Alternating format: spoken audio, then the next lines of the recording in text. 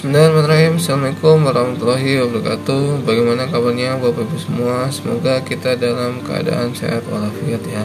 Kembali lagi di channel kita Fajar Quiz Vector. Pada kesempatan kali ini kita akan melanjutkan latihan pedagogik ya. Sekarang sesuai janji saya, jika part sebelumnya tanggapannya bagus, banyak yang nonton, saya akan melanjutkan terus video latihan pedagogiknya untuk semua jurusan ini. Semoga dapat membantu Bapak Ibu semua dalam persiapan retest PPG, UP atau retaker PPG dan P3K. Karena soal pedagogik ini sering muncul ya di ketiga tes tersebut. Baiklah, kita langsung saja. Tapi sebelumnya silakan Bapak Ibu yang baru bergabung, selamat datang. Silakan subscribe dulu ya, karena subscribe itu gratis. Jika banyak yang subscribe, kita akan selalu semangat untuk upload videonya terus, dan Bapak Ibu tidak ketinggalan ketika kita upload video terbaru. Baiklah, langsung saja untuk pada part yang kelima ini kita akan membahas 10 soal lagi. Langsung kita akan bahas satu persatu soalnya. Oke.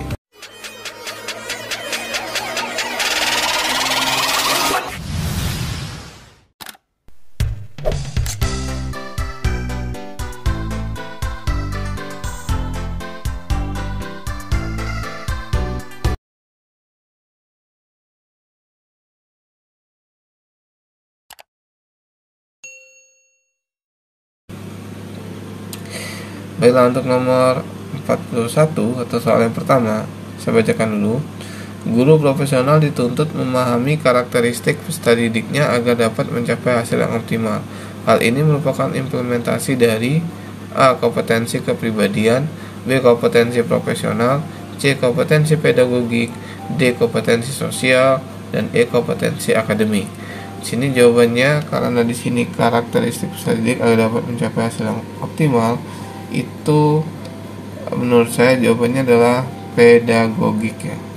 Kalau kepribadian itu sifatnya, kemudian profesional dia profesional, sosial itu terhadap orang lain atau lingkungannya, akademik itu kemampuan memahami materinya. Oke, lanjut ke nomor berikutnya.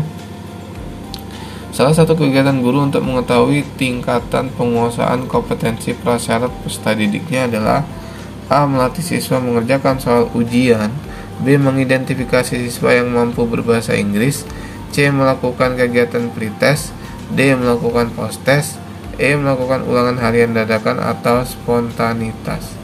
Oke, nomor 42.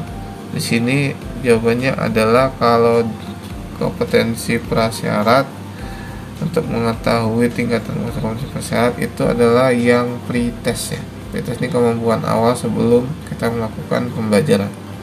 Jawabannya yang C. Oke, lanjut. Perhatikan pernyataan berikut. 1. Hindari saran dan pernyataan negatif yang dapat melemahkan semangat belajar siswa. 2. Ciptakan situasi kompetitif antara sesama siswa secara sehat. 3. Jatuhkan hukuman dan sanksi yang berat atas kelalaian dan ketidaktaatan siswa yang melanggar. 4. Berikan penghargaan yang tulus terhadap peringkat kelas. Dari pernyataan tersebut di atas, yang dapat digunakan untuk mengatasi kesulitan belajar siswa yang memiliki motivasi dan minat belajar rendah adalah nomor 43, A 1 dan 2, B 1 dan 3, C 2 dan 3, D 3 dan 4, E 1 dan 4. Yang memiliki mengatasi kesulitan belajar ya, mengatasi kesulitan belajar siswa yang memiliki motivasi dan minat belajar rendah. Ini jawabannya yang benar adalah yang 1 dan 2 ya. Kompetitif ini supaya mereka lebih semangat ya. Hindari pernyataan negatif ini membuat mereka down ya. Berarti jawabannya adalah yang bentar. 1. Iya, yang A ya. Berarti jawabannya adalah yang A. Lanjut ke nomor berikutnya. Pada setiap awal tahun pelajaran, setiap guru membuat peta kompetensi dasar untuk menentukan kriteria ketuntasan minimal KKM. mata pelajaran mata pelajaran. Dalam menentukan ketuntasan minimal, setiap KD harus memperhatikan inteks siswa. Penyatakan berikut ini yang bukan faktor utama untuk menentukan inteks siswa adalah: A. Data hasil seleksi penerimaan siswa baru. B. Nilai rapot kelas sebelumnya. C. Tes seleksi masuk atau hasil tes psikologis. D. Nilai ujian nasional bagi jenjang SMP. D. Data pengembangan sosial ekonomi orang tua. Ini benar. Berarti yang bukan adalah yang E, ya. Oke, lanjut ke nomor berikutnya, soal yang kelima. Pak Dedi menemukan kasus kesulitan belajar yang dialami oleh siswanya ternyata disebabkan cara belajar yang salah. Langkah yang paling tepat dilakukan untuk mengatasi kesulitan belajar tersebut adalah: A. Berikan kesempatan kepada siswa bersangkutan untuk mendiskusikan aspirasinya secara rasional. B. Tunjukkan akibat atau dampak cara belajar yang salah terhadap prestasi belajar. C. Ciptakan iklim sosial yang sehat antara guru dengan siswa di dalam kelas. D. Berikan kesempatan memperoleh pengalaman yang menyenangkan atau memperoleh sukses dalam belajar. E. Ciptakan suasana yang kondusif sehingga tercipta kreativitas siswa. Bentar, ini jawabannya untuk mengatasi kesulitan belajar. Dan ini sering keluar ya. Ini jawabannya adalah yang B. Tunjukkan akibat dampak cara belajar yang salah terhadap prestasi belajar. Baik, soal yang ke-6. Perhatikan pernyataan berikut. 1. Faktor-faktor situasi yang tidak kondusif yang dialami siswa. 2. Kapasitas belajar tingkat kecerdasan umum terbatas atau rendah. 3. Kapasitas belajar terbakat khusus tak sesuai dalam bidang tertentu. 4. Populasi siswa di dalam kelas terlalu besar.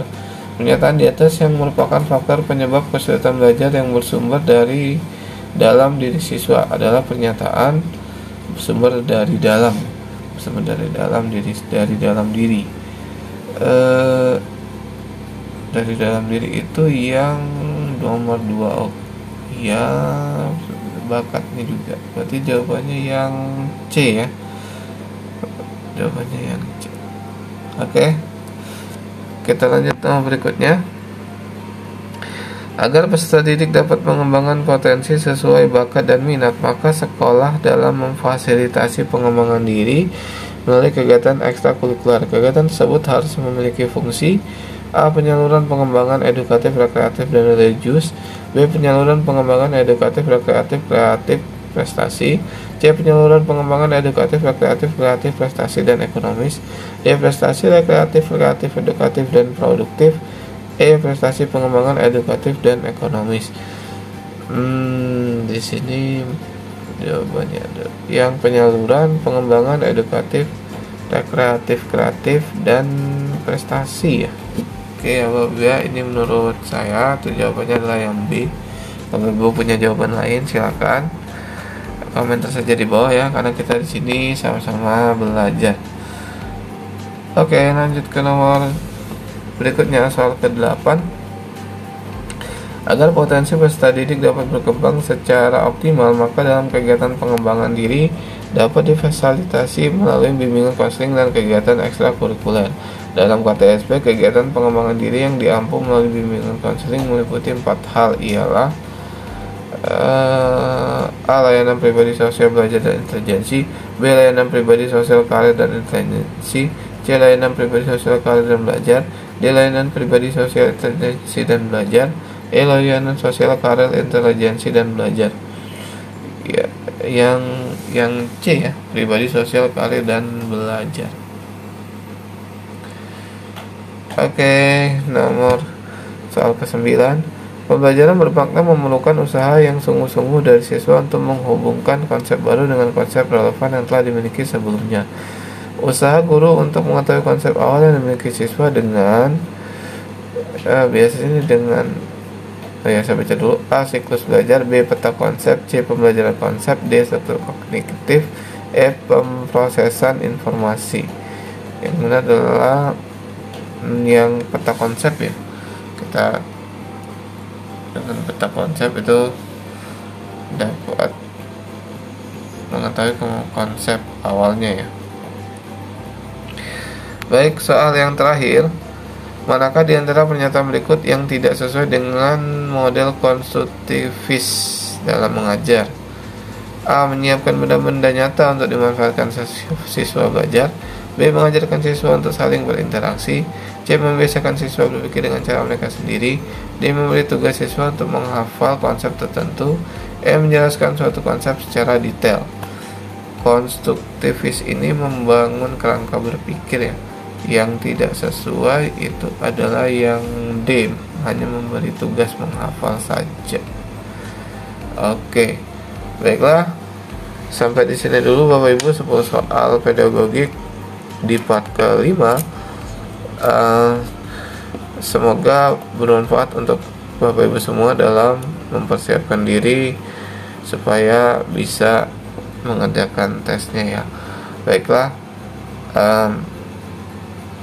silakan Bapak Ibu yang belum subscribe dulu ya, karena subscribe itu gratis. Jika banyak subscribe, kita akan selalu semangat untuk upload video yang terus, dan Bapak Ibu tidak ketinggalan ketika kita upload video terbaru.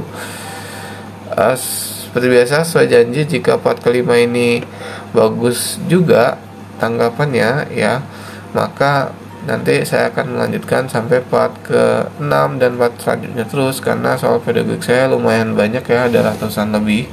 Tapi nggak mungkin saya kasih semua sekaligus, tapi kita hanya bertahap dulu saja ya, supaya Bapak Ibu juga enak belajarnya dan tidak terlalu lama videonya. Baiklah, sampai di sini dulu perjumpaan kita. Semoga bermanfaat. Kurang lebih mohon maaf. Wabillahi taufiq wal hidayah. Assalamualaikum warahmatullahi wabarakatuh. Salam matematika.